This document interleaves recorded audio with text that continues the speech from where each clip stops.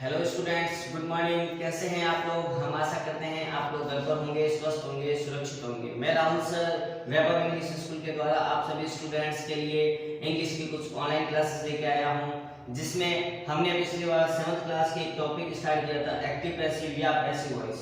इसके बारे में हम लोगों ने उसमें चर्चा की थी। मैंने आपको बताया था कि एक्टिव पैसिव में हमें मोस्टली 3 चीजों का ध्यान रखना है, सब्जेक्ट का, वर्ब का और ऑब्जेक्ट का। बस ये 3 चीजें हमें पकड़ के चलनी है, पैसिव वॉइस हमारा लगभग क्लियर हो जाता है टॉपिक। हमने बात भी की थी एक्टिव सेंटेंस कौन सा होता है, पैसिव सेंटेंस कौन सा होता है। एक्टिव सेंटेंस आज फिर एक बार आपको थोड़ा बता दिया जाता है। एक्टिव पैसिव या फिर पैसिव वॉइस में हमें सेंटेंस दे रखा होता है एक्टिव में, हमें उसको चेंज करना होता है सेंटेंस को पैसिव में। एक्टिव सेंटेंस होता है उसको चेंज करना होता है पैसिव के अंदर। एक्टिव सेंटेंस कौन सा होता है और पैसिव सेंटेंस कौन सा होता है, हम उसके बारे में बात करते हैं। एक्टिव सेंटेंस वो होता है जो स्टार्ट होता है हमेशा सब्जेक्ट से। एक्टिव सेंटेंस वो होता है जो स्टार्ट होता है सब्जेक्ट से। और पैसिव सेंटेंस कौन सा होता है जो हमेशा स्टार्ट होता है ऑब्जेक्ट से आके। अब सब्जेक्ट कौन है और ऑब्जेक्ट कौन है हमें पता नहीं चलता, तो उसके लिए सब्जेक्ट वो होता है जो कार्य को करने वाला होता है, यानी कि कर्ता, जो कार्य को करता है, कार्य को शुरू करने वाला।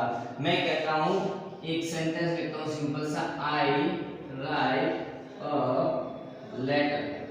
आई राइट ए लेटर। आई का मतलब मैं, राइट का मतलब लिखना, ए लेटर का मतलब एक पत्र। मैं एक पत्र लिखता हूं, मैं एक पत्र लिखता हूं यानी कि लिखने वाला कौन है, मैं हूं। मैं यानी कि कौन हो गया, लिखने वाला, तो मैं कौन हो गया, कर्ता, जो कार्य को करने वाला है। तो इट मींस क्या हुआ, एक्टिव सेंटेंस वो होगा जो हमेशा स्टार्ट आपके सब्जेक्ट से होगा। सब्जेक्ट आपका होता है कर्ता, कर्ता यानी कि जो कार्य को करने वाला है। उसके बाद बारी आती है ऑब्जेक्ट, जिसके बारे में कहा गया है या जो हम काम कर रहे हैं। जैसे मैं, आई राइट अ लेटर, मैं लिखता हूं, क्या लिखता हूं मैं, एक लेटर लिखता हूं यानी कि एक पत्र लिखता हूं। जो काम किया गया है मेरे द्वारा वो मेरा होता है ऑब्जेक्ट। जो काम मेरे द्वारा किया गया है वो काम होता है हमारा ऑब्जेक्ट। ये हमने उस दिन चर्चा की इस बारे में कि सब्जेक्ट एक्टिव होता है वो स्टार्ट होता है सब्जेक्ट से, और पैसिव स्टार्ट होता है वो ऑब्जेक्ट से। अब हम बात करते हैं कि एक्टिव पैसिव में हेल्पिंग वर्ब कौन सी आती है, टेंस कौन सा लगता है, कहां पे लगता है, हम उसके बारे में आज थोड़ी चर्चा करते हैं।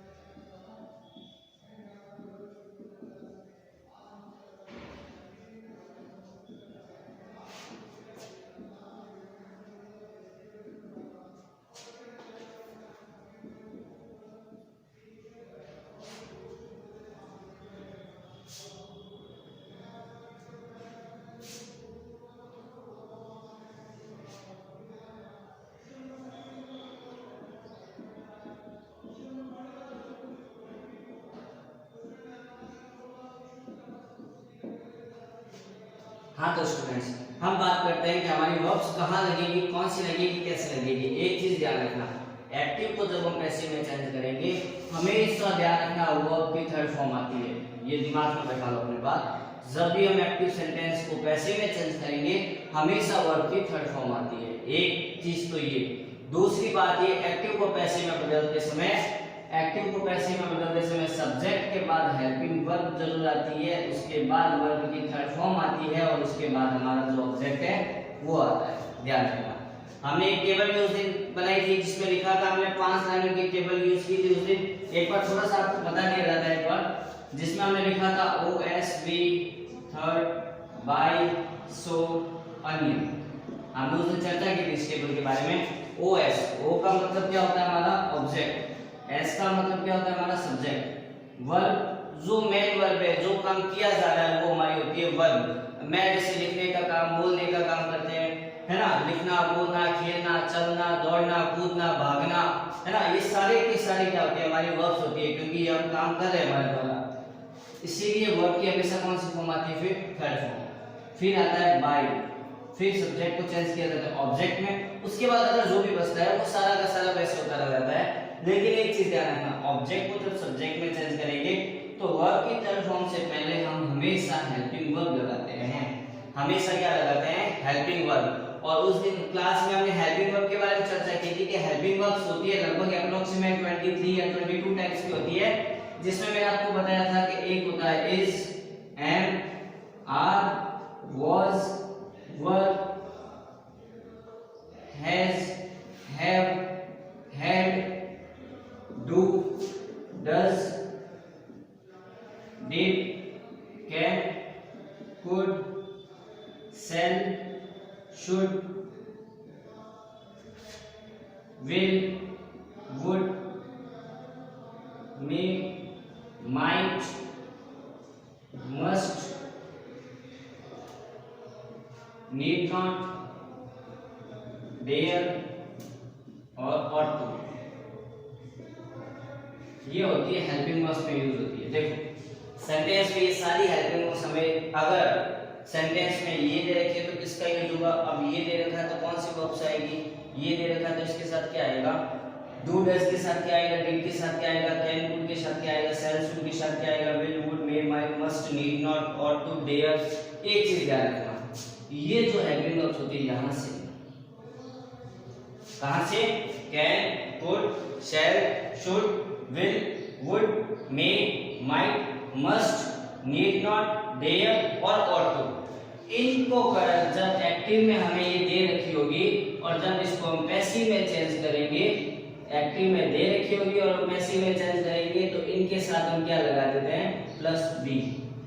जैसे कैन दे रखा तो कैन के साथ क्या लग जाएगा, बी। कुड दे रखा तो कुड के साथ क्या लग जाएगा, बी। शैल दे रखा तो शैल के साथ शैल बी। शुड दे रखा तो should be, will be, would be, may be, might be, must be, need not be, dare be, ought to, ये सारी की सारी हेल्पिंग वर्ब्स है।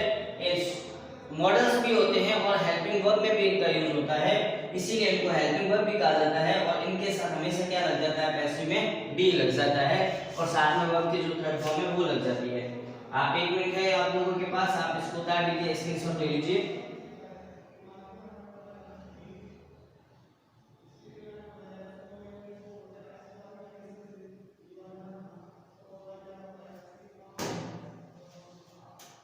ओके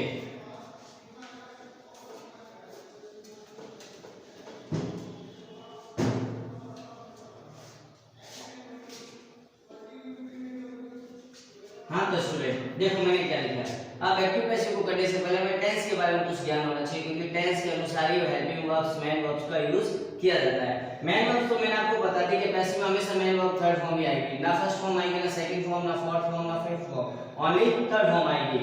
अब बात करते हैं एक्टिव पैसिव को चेंज करने के लिए। According to the tense, tense के अनुसार verb of passive voice, passive voice में वर्ब होती है वो चेंज होती है फॉलोइंग वर्ब्स के अनुसार। हम बात करते हैं कैसे चेंज होती है। सबसे पहले टेंस होता है प्रेजेंट। टेंस कितने टाइप्स के होते हैं, 3 टाइप्स के होते हैं। प्रेजेंट टेंस होता है, एक पास्ट टेंस होता है और एक फ्यूचर टेंस होता है। टेंस के कितने टाइप होते हैं, 3 टाइप होते हैं। टेंस के होते हैं 3 टाइप। एक बार थोड़ा सा इसके बारे में चर्चा कर लेते हैं ताकि आपके प्रॉब्लम नहीं है। सबसे पहले होता है आपका प्रेजेंट टेंस, दूसरे सेकंड नंबर पे होता है आपका पास्ट टेंस, थर्ड नंबर पे होता है आपका फ्यूचर टेंस। 3 टेंस होते हैं। प्रेजेंट को कहते हैं वर्तमान, यानी कि वर्तमान काल, और टेंस का मतलब होता है हमारा काल, काल यानी कि हमारा समय। टेंस, काल या समय, समय 3 प्रकार से ज्ञात किया जाता है। वर्तमान काल यानी प्रेजेंट टेंस, पास्ट टेंस यानी कि भूतकाल, और फ्यूचर टेंस यानी कि भविष्य काल। इट मींस टेंस के टाइप्स हो गए 3, प्रेजेंट, पास्ट और फ्यूचर। प्रेजेंट यानी कि आज का जो दिन है, आज के दिन हमारे द्वारा जो भी कार्य किया जाएगा वो सारा का सारा प्रेजेंट में आएगा। आज हम जो भी काम करेंगे वो सारा का सारा हमारा प्रेजेंट टेंस में। कल हमने जो भी काम किया था, कल से पहले परसों हो गया, चाहे कितने दिन भी हो गए, डे 1 डे बिफोर, या फिर हम कह सकते हैं कि वेडनेसडे को हमने जो कार्य किया था उसमें हमने क्या हुआ था, या हम कह सकते हैं ऑन संडे, संडे के दिन हमने क्या किया था, एक वीक पहले, बिफोर 1 वीक, एंड बिफोर हम 1 day, before 1 week, before 1 year, before 10 years, कुछ भी बोल सकते हैं, लेकिन कल से बाद वाला जो भी है, कल से पहले हमने जो भी किया था वो सारा का सारा पास्ट टेंस, यानी कि जो हमारा बीत गया है।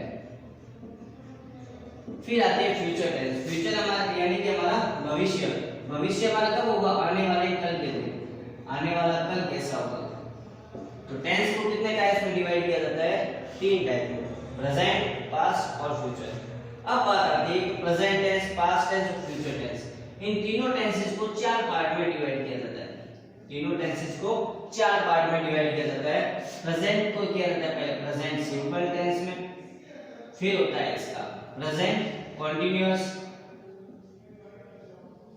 फिर होता है प्रेजेंट का परफेक्ट, फिर होता है प्रेजेंट परफेक्ट कंटीन्यूअस। उसी प्रकार पास्ट में भी सेम थिंग होती है। सबसे पहले होता है पास्ट सिंपल, फिर होता है पास्ट कंटीन्यूअस, उसके बाद आता है पास्ट परफेक्ट, और उसके बाद आता है हमारा पास्ट परफेक्ट कंटीन्यूअस। उसी प्रकार फ्यूचर की थीम सेम होती है। फ्यूचर में भी वही, फ्यूचर सबसे पहले सिंपल, फ्यूचर का आता है कंटीन्यूअस, फिर आता है फ्यूचर का परफेक्ट हमारा, उसके बाद लास्ट में बचता है future perfect continuous. Future perfect continuous, it means present simple, present continuous, present perfect, present perfect continuous, past simple, past continuous, past perfect, past perfect continuous, future simple, future continuous, future perfect और future perfect continuous. It means tense कितने प्रकार के होंगे, tense तो 3 प्रकार के होते हैं, लेकिन इन तीनों के कितने पार्ट होते हैं, 4 पार्ट होते हैं, या 4 अवस्थाएं होती है, इनकी 4 कंडीशन होती है, जिसमें हमने 4 देखो, फॉर और फॉर, टोटल कितने हो गए, 12। हम इसी टेंस की टेबल को यहाँ पे करके करते हैं। एक बार आप इसको अगर उतारना चाहो अपने टेंसेस के थोड़े बारे में, तो आप इसको स्क्रीनशॉट ले लीजिए, इसको पॉज करके उतार लीजिए।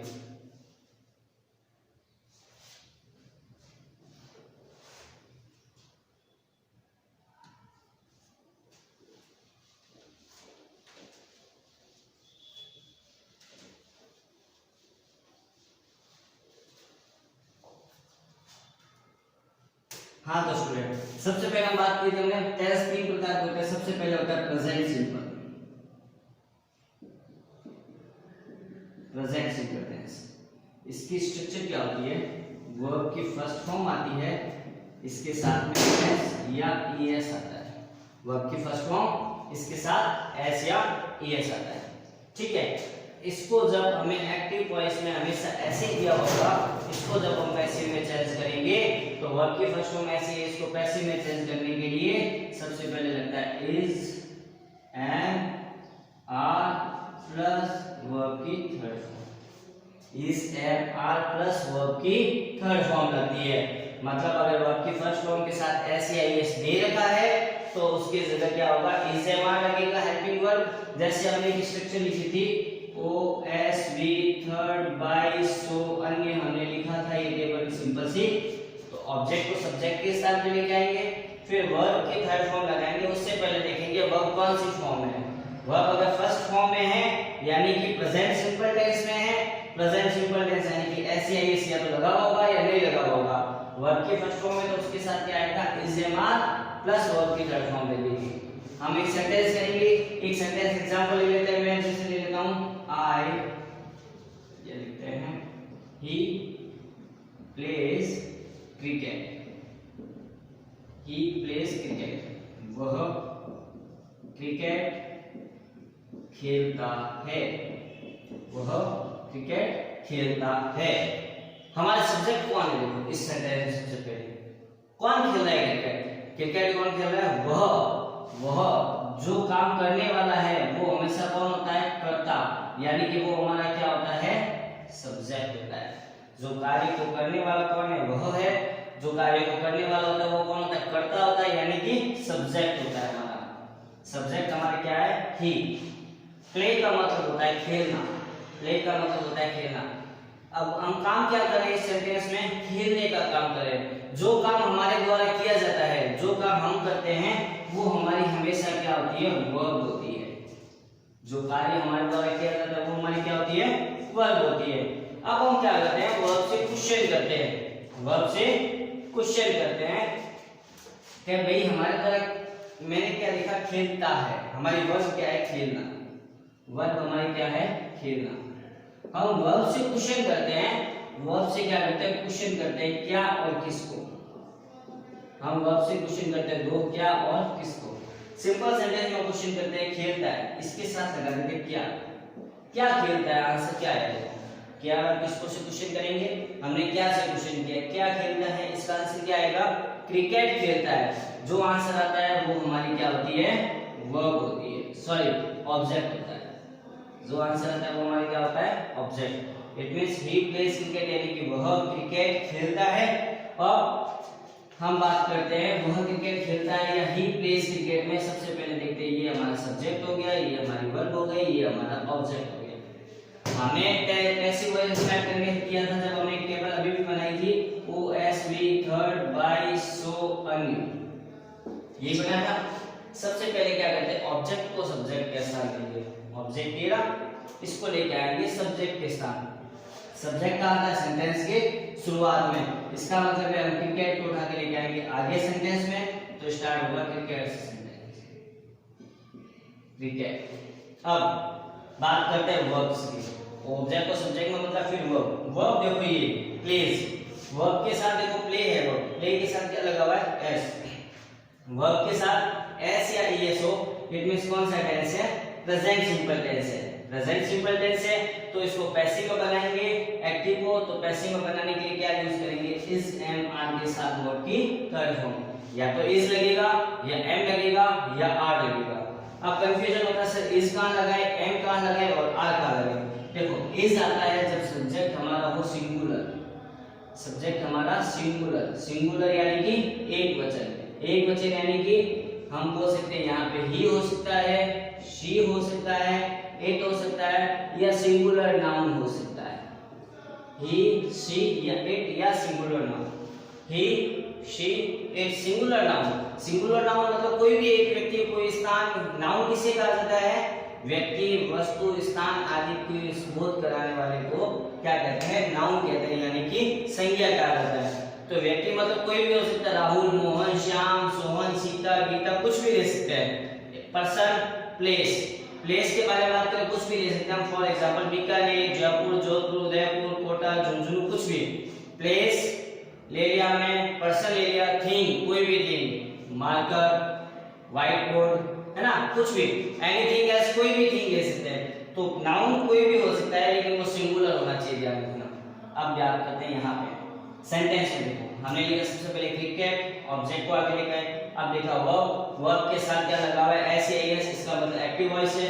एक्टिव को पैसिव में बदलेंगे तो इज एम आर के साथ थर्ड फॉर्म आएगी, थर्ड फॉर्म यानी कि इज या एम या आर। इज किसके साथ आएगा, जब सब्जेक्ट हमारा सिंगुलर हो। अब देखो सब्जेक्ट हमारा सिंगुलर ही है, ही यानी कि हमारा क्या सब्जेक्ट सिंगुलर है, तो इसके साथ क्या लगेगा, इज। तो हम क्या लिखेंगे, क्रिकेट इज।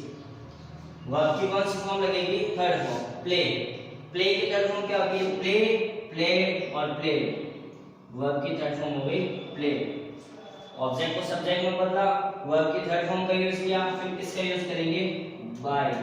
फिर सब्जेक्ट को लेके आएंगे ऑब्जेक्ट के स्थान पर, ही है सब्जेक्ट, सब्जेक्ट ही है।